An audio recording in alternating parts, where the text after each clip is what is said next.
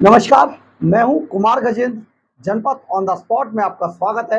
हमारे एक दूसरे social media platform podcast with Kumar Gajendra में भी आपका स्वागत है, जहां आप हमें सुन सकते हैं। राहुल गांधी, जी हाँ, विपक्ष के नेता राहुल गांधी, अचानक उन्हें आधी रात को एक सपना आता है सॉरी, कि ईडी उनके घर पर रेड मारने वाली है। और इस सपने के बाद राहुल गांधी उठते हैं और अपने, शायद जो उनका मीडिया मैनेजर होगा उसको कहते हैं, भैया तू एक मेरा एक्स पोस्ट पर एक पोस्ट कर दे। और ये पोस्ट आता है कि ईडी मेरे घर पर रेड मारने वाली है।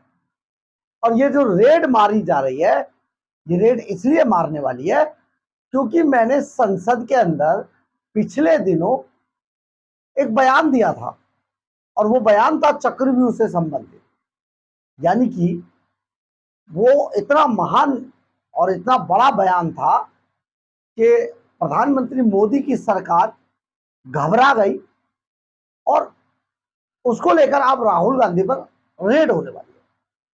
सबसे बड़ी बात यह है कि इस जो पोस्ट है, एक्स पोस्ट पर ये पोस्ट जो किया है, ट्वीट जो किया गया है, इसकी टाइमिंग देखिए, बड़ी मजेदार है। 1:52 पर इसकी टाइम में है, मतलब 1:52 पर ये ट्वीट किया गया एक्स पोस्ट पर। और सबसे एक और मजेदार वाली बात सुनिए कि राहुल गांधी आजकल दिल्ली के अंदर नहीं है। राहुल गांधी वायनाड गए हुए हैं, और वायनाड में जो त्रासदी हुई है उसको आजकल वो देख रहे हैं, और वायनाड के अंदर है। यानी कि राहुल गांधी वायनाड के अंदर आधी रात को उन्हें सपना आता है, वो डर जाते हैं और तुरंत एक एक्स पोस्ट पर पोस्ट कर देते हैं कि भैया ईडी मेरे यहाँ रेड मारने वाली है, और ये रेड इसलिए मारने वाली है कि मैंने प्रधानमंत्री नरेंद्र मोदी के खिलाफ चक्रव्यूह वाला बयान दिया। अब इसमें सबसे बड़ी बात यह है कि ऐसा चक्रव्यूह वाले बयान में ऐसा क्या था जिससे कि प्रधानमंत्री नरेंद्र मोदी या भारत की सरकार इतना घबरा गई कि राहुल गांधी के घर पे ईडी रेड करने जाएगी। लेकिन कुछ कहें इससे पहले आप एक बार ये राहुल गांधी के ईडी वाले बयान को जरा देख लें, तो सॉरी, चक्रव्यूह वाले बयान को जरा देख हुआ है। स्पीकर सर, वो भी लोटस की शेप में है सर, और उसका चिन्ह प्रधानमंत्री जी अपनी छाती पर लगा के चलते हैं। सर, जो अभिमन्यु के साथ किया गया था, जो अभिमन्यु को चक्रव्यूह में फंसाया गया था, वही हिंदुस्तान के साथ किया गया है। हिंदुस्तान के युवाओं के साथ, हिंदुस्तान के किसानों के साथ, हमारी माताओं बहनों के साथ, स्मॉल बिजनेसेस के साथ, मीडियम साइज बिजनेस के साथ। सर, अभिमन्यु को 6 लोगों ने मारा था। उनके नाम द्रोणाचार्य, कर्ण, कृपाचार्य, कृतवर्मा, अश्वत्थामा और शकुनी। सर, आज भी चक्रव्यूह के बीच में 6 लोग हैं।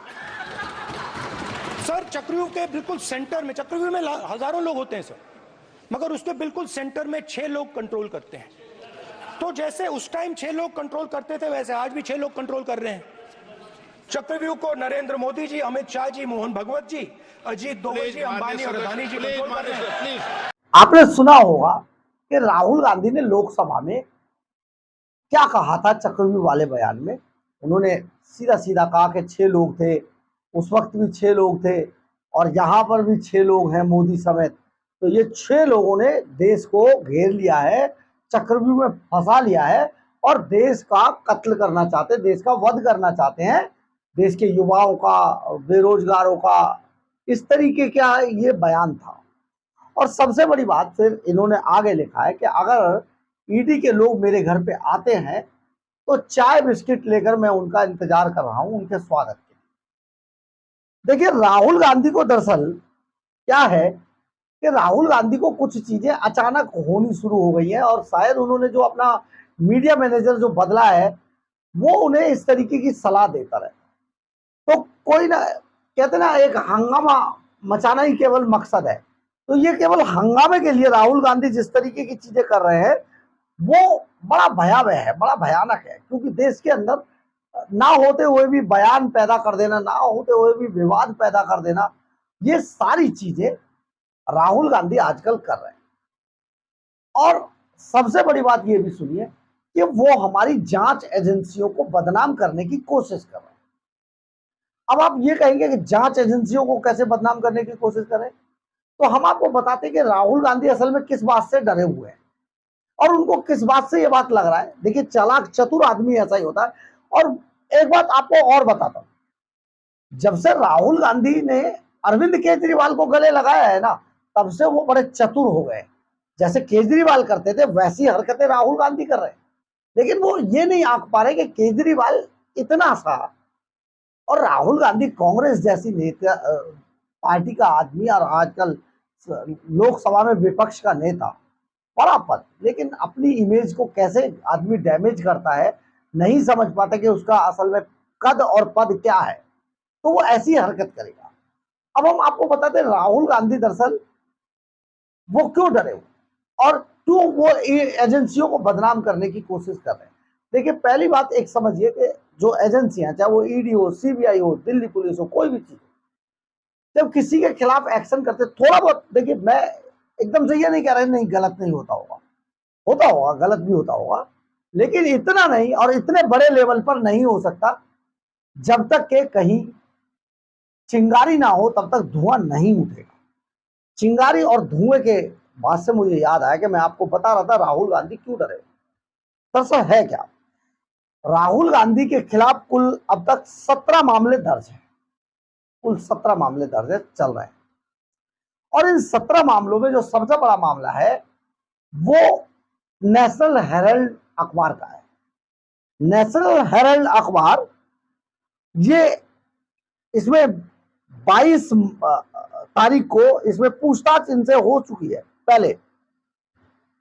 और इस तरीके से ये जो पूरा मामला है नेशनल हेराल्ड का, दरअसल नेशनल हेराल्ड अखबार कांग्रेस का एक अखबार था और बड़े लंबे समय तक ये अखबार, आजादी के बाद से ये अखबार देश के अंदर चल रहा था। तो जब ये अखबार चल रहा था देश के अंदर और बाद में इसकी कंडीशन बहुत खराब हो गई, लेकिन इस अखबार की एसेट्स बहुत ज्यादा थी। अब राहुल गांधी एंड कंपनी को इन असेट्स पे कैसे कब्जा करना था, देखिए हम आपको ये इसके बारे में थोड़ा सा इस अखबार के बारे में बताना चाह रहे हैं। दरअसल ये अखबार जो है ये 1938 में पंडित जवाहरलाल नेहरू ने यह अखबार शुरू किया था। इसका नाम रखा था नेशनल हेराल्ड और शुरुआत में एजेएल कंपनी इस पूरे अखबार को चलाती। एजेएल कंपनी में कांग्रेस और गांधी परिवार के जो बड़े लोग थे वो इसके डायरेक्टर्स इसमें इन्वॉल्व थे और इसके डायरेक्टर या इसके जो शेयर धारक थे वो थे। 2008 में इस अखबार को नेशनल, ये आईटीयू पर है, टाइम्स ऑफ इंडिया से पहले इसकी बिल्डिंग पड़ती है कोने पे, नेशनल हेराल्ड की बिल्डिंग है। 2008 में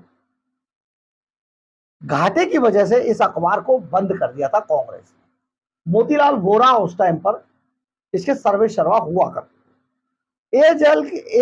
एजेएल के पास करीब 2000 करोड़ रुपए की संपत्तियां थी। जो नेशनल हेराल्ड को जो कंपनी चलाती थी उसके पास 2000 करोड़ की संपत्तियां थी। और इस अखबार को अचानक इन्होंने इनकी संपत्तियों पे कब्जा करने के लिए, हम नहीं कह रहे ये बात पूर्व भारतीय जनता पार्टी के राज्यसभा सांसद सुब्रमण्यम स्वामी कहते हैं, उन्होंने इसमें केस किया था। कांग्रेस ने इनकी संपत्तियों पे कब्जा करने के लिए पार्टी की तरफ से 90 करोड़ रुपए का इनको लोन दे दिया एजेएल को, और लोन देकर इसे किसी और नाम से शुरू किया जाना था। मैं आपको यह भी बता सकता हूं कि किन लोगों को लेकर यह पूरा अखबार दोबारा शुरू हो रहा था, लेकिन इसको रोक दिया गया किन्हीं कारणों, क्योंकि ये सारा परपंच जो है इस कंपनी की एसेट्स पे कब्जा करने के लिए किया गया और वो जो पैसा दिया गया था वो ब्याज पे दिया गया और इसमें कई तरीके की खामियां थी, कई तरीके की घपले थे और इसमें पैसे का इधर से उधर हेरफेर हुआ था, बड़े लेवल पे।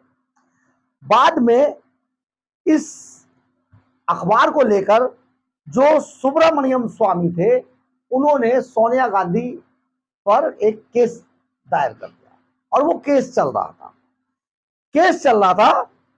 इसमें इस केस के अंदर 29 अक्टूबर को अगली सुनवाई होनी है।